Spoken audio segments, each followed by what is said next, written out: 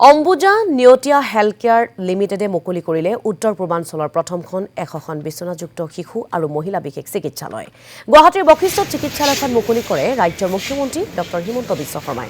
চিকিৎসালয়খনত উপলব্ধ হোৱা উন্নত চিকিৎসাই শিশু আৰু মহিলাসকলক উপকৃত কৰিব বুলি আশাবাদী নিয়তীয়া গ্ৰুপৰ অধ্যক্ষ হৰ্ষবৰ্ধন নিয়তীয়াৰ। চিকিৎসালয়খনৰ ৯৯% খকুৱা কৰ্মচাৰীক নিযুক্তি প্ৰদান কৰা হৈছে বুলি সদৰি কৰিলে মুখ্যমন্ত্ৰীগৰাকীয়ে।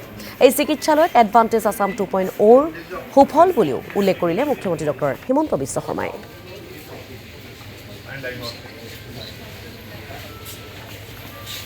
এডভান্টেজ আছাম 2.0ৰ সময়ত আমি এখন MOU কৰিছিলোঁ যে নিয়তীয়া গ্ৰুপে হৰ্ষবৰ্ধন নিয়তীয়া তেখেতে অসমত 100 বেডেড এখন মাদাৰ এণ্ড চাইল্ড হস্পিটেল কৰিব।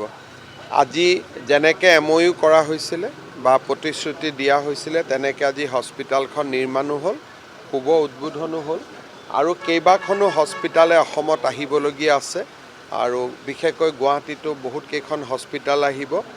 মই এটাই আনন্দিত যে আমি যি ধৰণে ইনভেষ্টমেণ্ট সামিট কৰিছিলোঁ, মানুহে যি ধৰণে প্ৰতিশ্ৰুতি দিছিলে, লাহে লাহে প্ৰতিশ্ৰুতিবোৰ বাস্তৱত ৰূপায়িত হ'ব গৈ আছে।